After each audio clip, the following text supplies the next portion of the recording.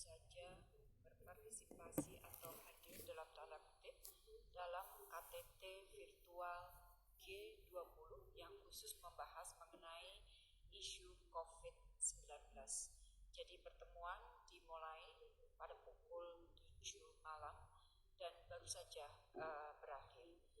KTT G20 kali ini tidak hanya dihadiri oleh anggota G20 tetapi juga oleh organisasi-organisasi internasional, misalnya WHO, PBB, IMF, dan juga World Bank, serta beberapa negara lain yang diundang. Nah, pertanyaannya adalah kenapa KTT khusus G20 secara virtual ini dilakukan kali ini? Tentunya ini merupakan bukti dari leadership atau global leadership G20 dalam menangani krisis yang terjadi pada saat ini. Nah, pesan utama yang kita dapatkan dari penyelenggaraan KTT luar biasa ini adalah, atau KTT khusus ini adalah, bahwa pandemik mengingatkan kita mengenai saling keterkaitan atau interconnectedness dan juga vulnerabilitas kita. Kita tahu bahwa virus ini tidak mengenal batas negara, oleh karena itu untuk melawan virus ini maka harus dilakukan kerjasama secara bersama, terkoordinasi dan bersinergi.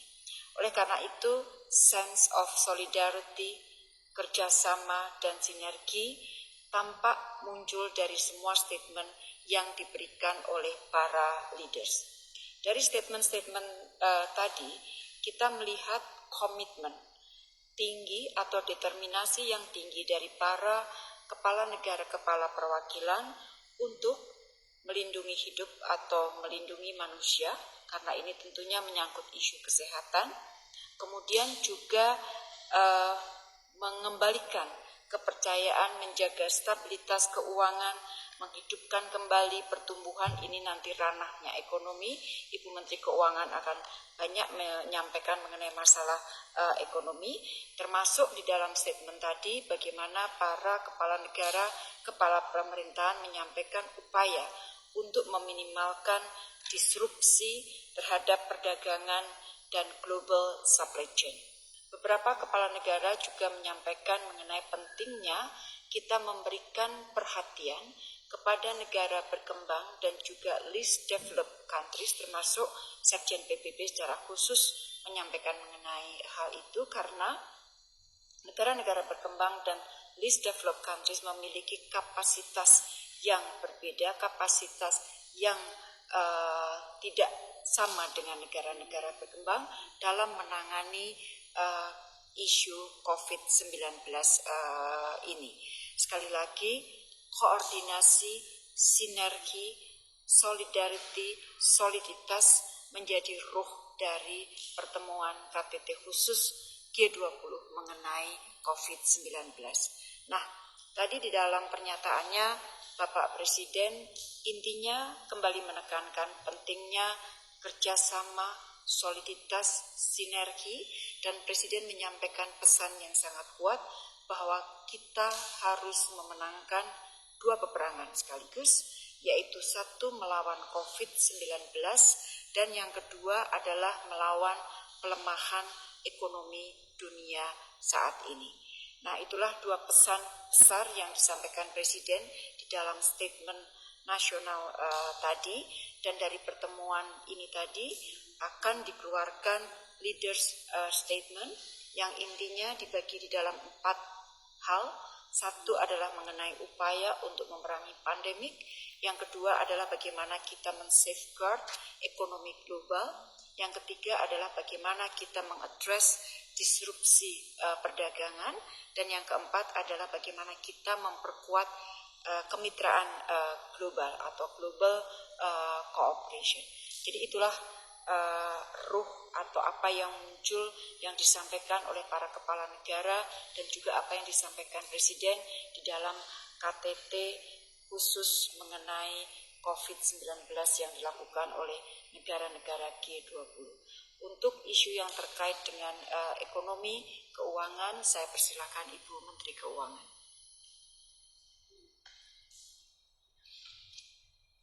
Terima kasih Bu Retno.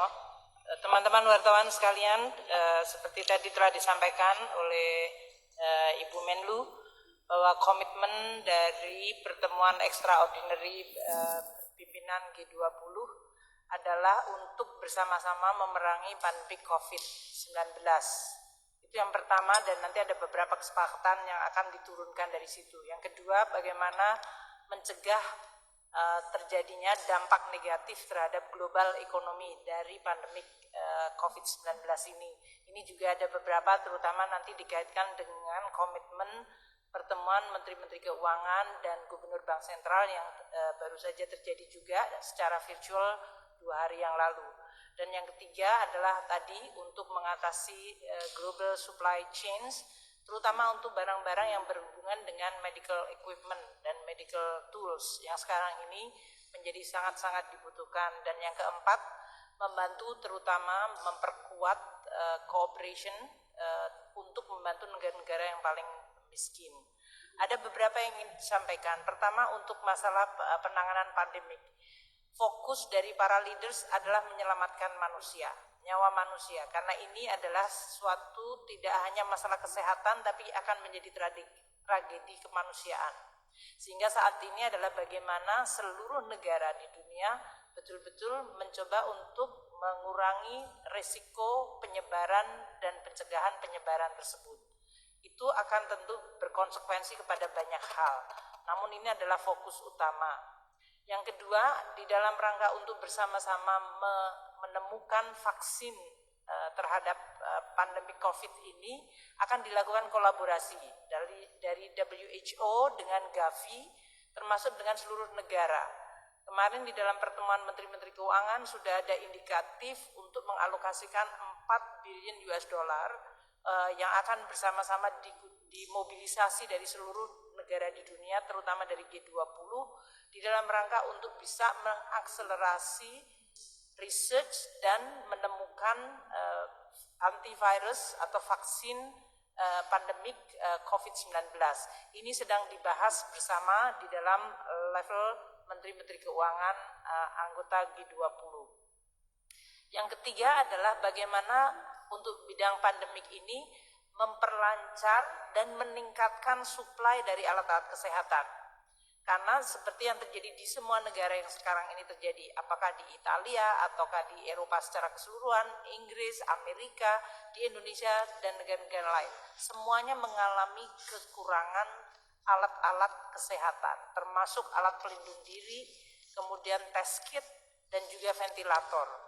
Saat ini diupayakan IMF World Bank akan melakukan dukungan resources agar perusahaan-perusahaan yang bisa menghasilkan itu bisa mendapatkan prioritas sehingga suplai dari alat kesehatan di seluruh dunia bisa ditingkatkan. Nah, ini juga salah satu termasuk Indonesia memiliki kesempatan karena beberapa seperti alat pelindung diri, Indonesia memiliki kapasitas untuk mensuplai termasuk hand sanitizer dan lain-lain. Kemudian juga dilakukan upaya agar negara-negara saling mempelajari apa yang sudah dilakukan negara lain.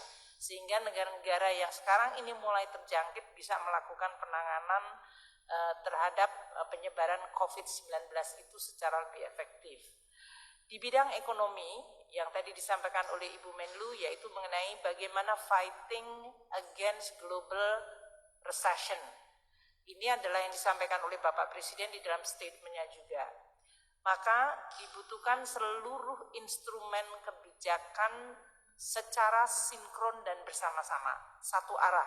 Bagaimana seluruh dunia bekerja sama untuk mengurangi ini.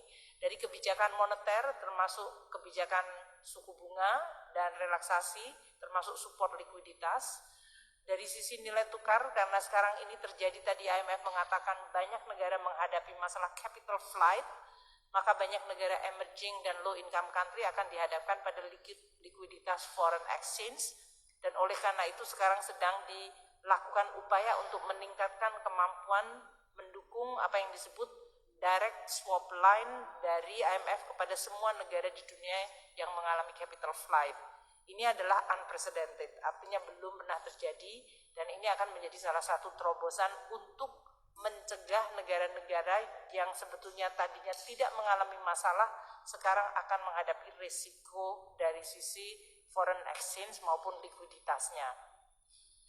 Di bidang perbankan banyak dilakukan relaksasi. Di bidang fiskal banyak semua negara melakukan instrumen dan intervensi fiskal. Pertama, semuanya adalah berfokus kepada masalah kesehatan. Di Indonesia seperti yang disampaikan Bapak Presiden, kita melakukan realokasi dan refocusing dari APBN ini untuk bisa meningkatkan kemampuan kita di dalam mendukung pencegahan penyebaran COVID-19. Kemudian yang kedua adalah social safety net. Semua negara juga melakukan peningkatan dan ekspansi social safety net. Ini tidak hanya kepada kelompok miskin, tapi kelompok yang sekarang mengalami PHK atau mengalami pengurangan jam kerja, atau yang tidak bisa bekerja di luar rumah sehingga mereka tidak bisa mendapatkan nafkah. Semua negara melakukan ekspansi safety net ini, dan Indonesia juga sedang dan terus melakukan. Kita sudah ada tahap pertama menaikkan PKH, maupun dalam hal ini kenaikan di bidang bantuan pemerintah non tunai, dan ini masih akan diekspansi lagi yang sedang dibahas di kabinet. Yang ketiga adalah mendukung dunia usaha. Bagaimana dunia usaha yang mengalami dan mendapatkan dampak negatif dari COVID ini harus dicegah untuk tidak mengalami pemburukan yang makin dalam. Ini bisa dalam bentuk menjaga dan mengamankan kredit line, bisa dalam bentuk relaksasi terhadap pembayaran pinjaman mereka, dan juga dalam bentuk relaksasi perpajakan, pembayaran pajak. Ini semuanya merupakan satu hal yang di Indonesia kita juga sedang merumuskan untuk bisa melancarkan.